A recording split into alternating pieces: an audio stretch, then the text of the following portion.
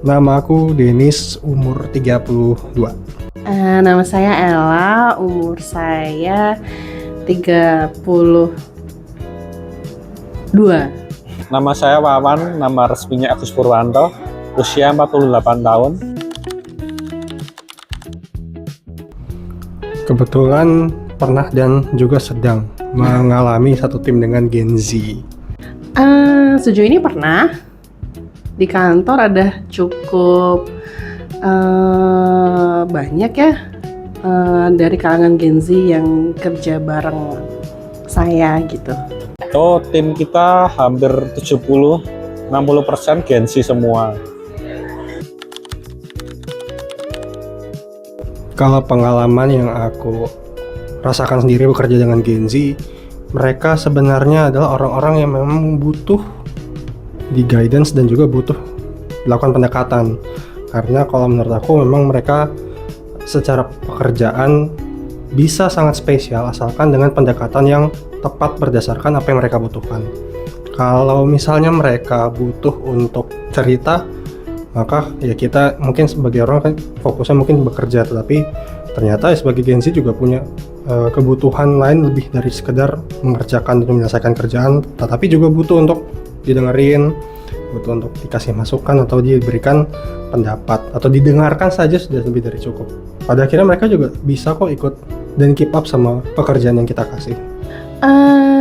Jujur, kalau di kantor ini, di kantor tempat saya bekerja itu, saya merasa kok Gen Z-nya nggak seperti stigma yang diceritakan atau yang digembor-gemborkan di luar sana gitu loh.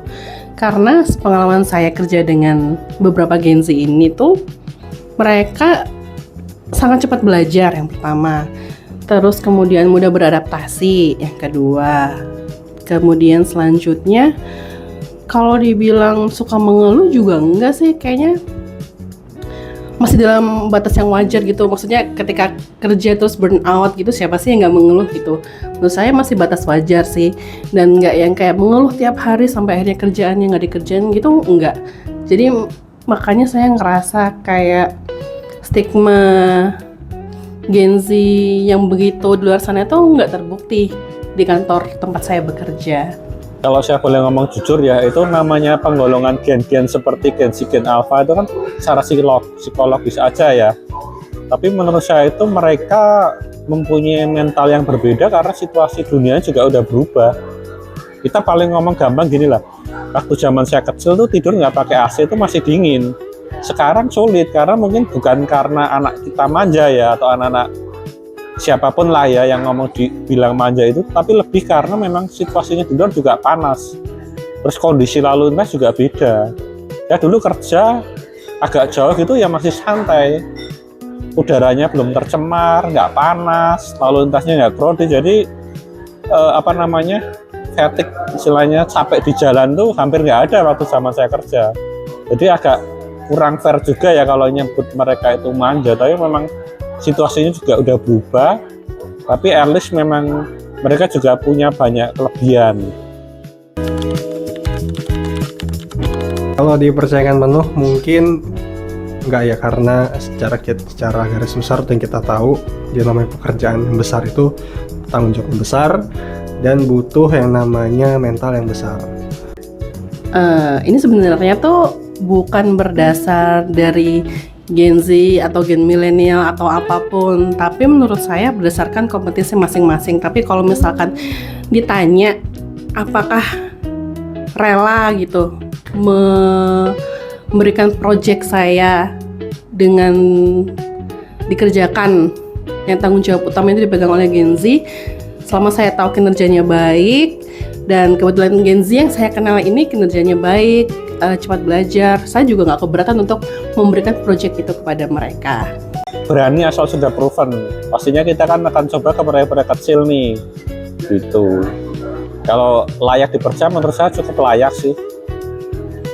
Tinggal kita lihat orangnya bagaimana selama kerja di tempat kita kan. Jadi diukurnya juga fair. Jangan karena Gen Z terus dilabeli ini dan itu, nggak fair juga kan. Gen Z itu ketika mereka tahu apa yang mereka kejar atau yang pengen mereka capai, mereka tuh akan mengusahakan lebih dari 100% untuk bisa melakukan atau mencapai itu. Jadi ketika kita misalnya secara generasi di atas mereka, kita cukup memberikan arahan dan kita tahu ketika kita melakukan guidance dan juga kita memberikan istilahnya berdiskusi juga dengan mereka apa yang mereka mau dan apa yang kita pengen untuk mereka kejar, nantinya pun mereka akan memberikan bisa lebih dari 100% atau lebih dari apa yang kita bayangkan. Karena itu juga yang aku alami sendiri di pekerjaan. Ketika mungkin kita cuma suruh mereka hal sederhana, tetapi ketika mereka tahu nih sederhana ini untuk melakukan matter yang lebih besar dari seharusnya, mereka bisa lakukan lebih dari itu. Kayak tadi sempat saya sebutin di awal tuh, mereka tuh sangat cepat belajar.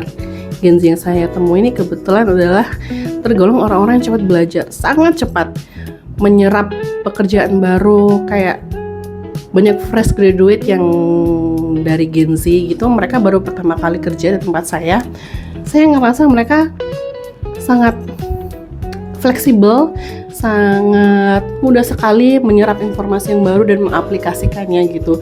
Justru rasanya yang saya kagumi adalah mereka tuh kayak punya inovasi-inovasi tersendiri untuk menciptakan bagaimana kerjaan itu bisa cepat selesai dengan cara mereka gitu.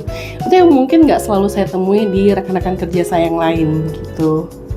Oh pasti, mereka sangat fast learning, harus saya akui. Mungkin kalau boleh saya ibaratkan ya mungkin, tapi agak nggak tepat ya, kalau belajar suatu ilmu beberapa golongan usia seperti saya mungkin ya butuh waktu misalnya 5 jam, mungkin mereka 1 jam udah expert gitu, terutama di bidang kreatif sih. Mereka kalau ngulik sesuatu yang berbau kreatif memang sangat bagus dan cepat.